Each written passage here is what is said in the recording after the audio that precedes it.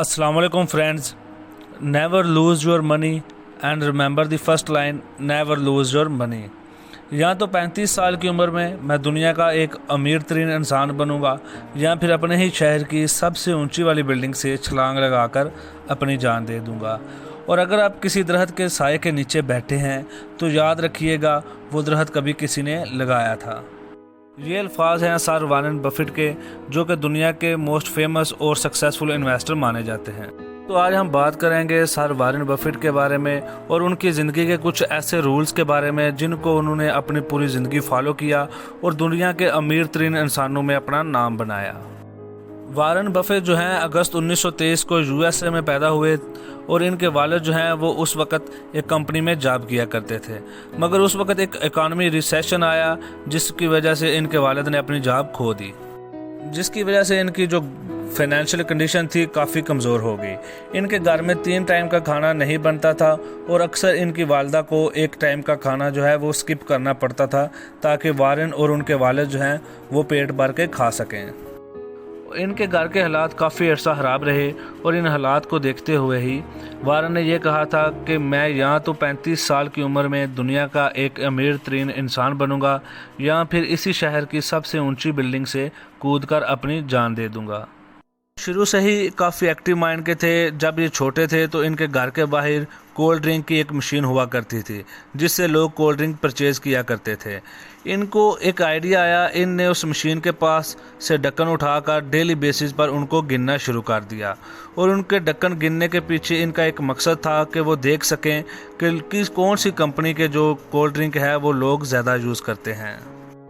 और तब इन्होंने ये रिज़ल्ट निकाला था कि जो लोग हैं वो कोक की ज़्यादा कोल्ड ड्रिंक को यूज़ करते हैं और यही वजह है कि अपनी इस एज के एनालिसिस की बेस पर इन्होंने आगे जाकर कोक कंपनी के काफ़ी शेयर्स भी परचेज़ किए। वारेन ने अपनी 7 साल की उम्र में एक बुक पढ़ी थी जिसका नाम था 1000 वे टू डूइंग 1000 बिजनेसेस, जिसमें से एक आइडिया वारेन को बहुत पसंद आया। वो ये था कि आप एक प्लेइंग मशीन लेकर उसको कहीं पर लगा दें और उससे जितने भी पैसे आएँ उन्हें खर्च करने की बजाय दोबारा इन्वेस्ट कर दें। वारेन ने भी ऐसा ही किया। उन्होंने एक प्लेइंग मशीन ली और एक बार्बर शॉप के बाहर रख दी। जो लोग भी बाल कटवाने आए वो अपना नंबर आने तक टाइम पास करने के लिए इस मशीन का यूज़ करें। और देखते ही देखते इन्होंने 1 से 2 और 2 से 3 मशीन्स कर ली और जो कि बाद में इन्होंने सेल भी कर दी। और इनसे मिलने वाले कुछ पैसों से इन्होंने अपने लिए कुछ ज़मीन भी परचेज़ की और उनसे मिलने वाले कुछ पैसों को स्टॉक मार्केट में इन्वेस्ट भी किया। स्टॉक मार्केट में इनके शेयर्स की प्राइस को कम होता देखकर इन्होंने घबरा कर जल्दी ही वो मार्केट के शेयर जो हैं वो सेल कर दिए। इनको काफ़ी लॉस भी हुआ, मगर उस स्टॉक मार्केट की प्राइस बहुत तेज़ी से ऊपर गई और इनको बाद में काफ़ी पछतावा भी हुआ। इसके अलावा इनको एक और बड़ा झटका तब लगा जब इनको एडमिशन जो है वो हार्वर्ड यूनिवर्सिटी में ना मिला। ये बहुत दिल बर्दाश्त हुए और इन्होंने फ़ैसला किया कि ये अब मज़ीद जो है वो स्टडी नहीं करेंगे, मगर इनकी वालिद की ज़िद पर इन्होंने कोलंबिया की एक यूनिवर्सिटी में एडमिशन ले लिया और वहाँ पर इनकी मुलाकात जो है वो सर बेंजामिन ग्राहक से हुई। वहाँ इनने बेंजामिन ग्राहक से इन्वेस्टिंग की काफ़ी टेक्निक्स भी सीखी। में से इन्वेस्टिंग की एक टेक्निक ये थी कि हमेशा मार्केट का शेयर तब परचेज़ करें जब मार्केट शेयर सस्ता हो रहा हो। वैल्यू इन्वेस्टिंग की टेक्निक भी इन्होंने बेंजामिन ग्राहक से सीखी थी। वैल्यू इन्वेस्टिंग यानी कि मार्केट शेयर हमेशा उसी वैल्यू पर परचेज़ करना चाहिए जो कि उसकी एक्चुअल वैल्यू है, ना कि जो मार्केट में उसकी वैल्यू चल रही है। मिसाल के तौर पर अगर आप जानते हैं ये मोबाइल जो है इसकी एक्चुअल प्राइस जो है वो 10,000 रुपये है और मार्केट में ये इस वक्त सेल हो रहा है 15,000 रुपये का, तब आपको ये मोबाइल परचेज़ नहीं करना चाहिए बल्कि थोड़ा वेट करना चाहिए। वही मोबाइल जो है वो मार्केट में 6,000 रुपये का सेल होना शुरू हो जाए तब ये मोबाइल परचेज़ कर लें और जब उसी मोबाइल की प्राइस दोबारा 10,000 या उससे ज़्यादा हो तो उस मोबाइल को दोबारा सेल कर देना चाहिए। सर वारेन ने और भी बहुत सारी बातें बेंजामिन ग्राहक से सीखी। इन्होंने सीखा कि किस तरह मार्केट के उतार चढ़ाव को अपने बेनिफिट के लिए इस्तेमाल किया जाए। इन्होंने एक स्टोरी सुनी थी सर बेंजामिन ग्राहक से और वो स्टोरी कंपाउंडिंग के रिलेटेड थी। वो ये थी कि एक दफ़ा एक फ़कीर जो है वो एक बादशाह के पास जाता है। बादशाह उसे कहता है कि मांगो, क्या मांगते हो, आज जो भी मांगोगे वो तुम्हें मिलेगा क्योंकि आज मैं बहुत खुश हूँ। फ़कीर बादशाह से कहता है कि मुझे चेस्ट के जितने भी खाने हैं उनमें चावल के दाने चाहिए, मगर वो ऐसे के पहले खाने में सिर्फ एक और दूसरे खाने में उससे डबल और फिर तीसरे खाने में पिछले वाले खाने से भी डबल, यानी कि पहले में 1, दूसरे में 2 और तीसरे में 4 और चौथे में 8 और ऐसे डबल करते जाने हैं। और बादशाह जो है उस टाइम पर हंस देता है और कहता है कि फ़कीर तुम मुझसे इस टाइम पर भला हीरे जवाहरात चांदी मांगते, बट फ़कीर कहता है मुझे चेस्ट के बोर्ड पर चावल के दाने ही चाहिए। तो बादशाह अपने गुलामों को हुक्म देता है और जब गुलाम उसकी कैलकुलेशन करते हैं तो वो हैरान रह जाते हैं। वो हैरान इसलिए रह जाते हैं क्योंकि इतने दाने तो उनकी पूरी सल्तनत में नहीं होते, और अगर वो अपनी पूरी सल्तनत को सेल करके बाहर से कहीं भी चावल परचेज़ करना चाहें तो भी उतने चावल इकट्ठे नहीं हो सकते। सर वारन बफेट को ये स्टोरी बहुत ज़्यादा पसंद आई और उन्होंने अपनी पूरी ज़िंदगी कंपाउंडिंग के असूल को फॉलो किया, और इन्होंने 2 बातों को फॉलो करते हुए बहुत ज़्यादा पैसा कमाया। पहली बात यह कि वैल्यू इन्वेस्टिंग और दूसरी बात कंपाउंडिंग। इन्होंने 27 साल की उम्र में अपने दोस्तों के साथ मिलकर एक फ़र्म शुरू की जिसमें इनकी टोटल इन्वेस्टमेंट जो थी $15,000 थी, और सिर्फ 6 साल के अरसा में इन्होंने उस फर्म से $7 मिलियन का प्रॉफिट अर्न किया, और जिसमें से उनका हिस्सा जो है $1 मिलियन था।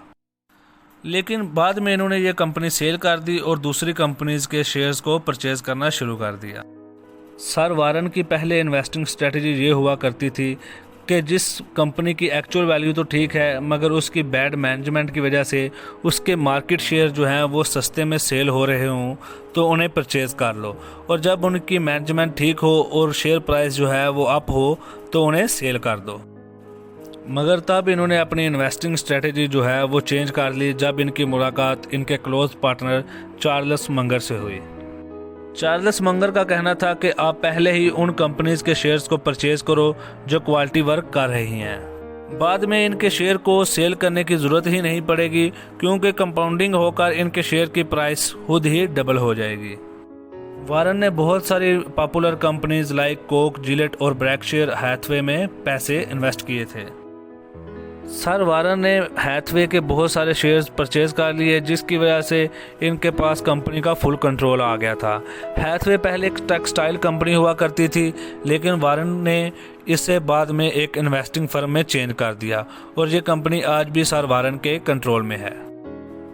सर वारन ने काफ़ी दफ़ा पैसों के लिहाज से बिल गेट्स के रिकॉर्ड को भी तोड़ा, मगर क्योंकि ये बहुत ज़्यादा हैरात भी करते हैं तो इस वजह से अब बिल गेट्स से थोड़ा सा पीछे हैं। बिल गेट्स और सर वारन बहुत अच्छे दोस्त भी अब बन चुके हैं। शुरू में बिल गेट्स जो हैं वो सर वारन को पसंद नहीं किया करते थे। बिल गेट्स का कहना था कि सर वारन सिर्फ पैसों का हेर फेर करते हैं और कुछ भी नहीं करते। मीन्स के बिल गेट्स का कहना था कि वो उनके मिजाज के बंदे नहीं हैं।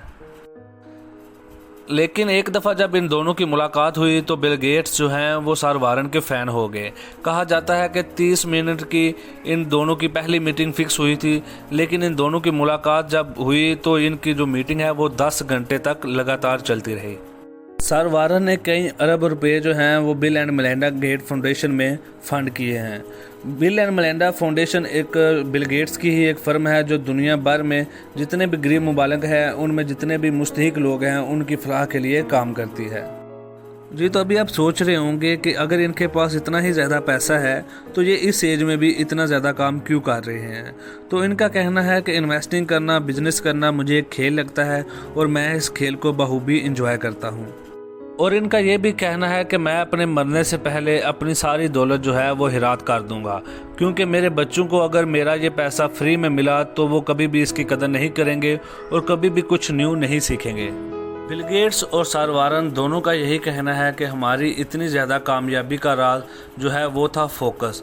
हमने हमेशा अपने गोल पर फोकस किया, तभी हम आज इतनी ज़्यादा बुलंदियों पर पहुँचे। जी तो फ्रेंड्स, उम्मीद करता हूँ आज की हमारी ये वीडियो आपको पसंद आई होगी।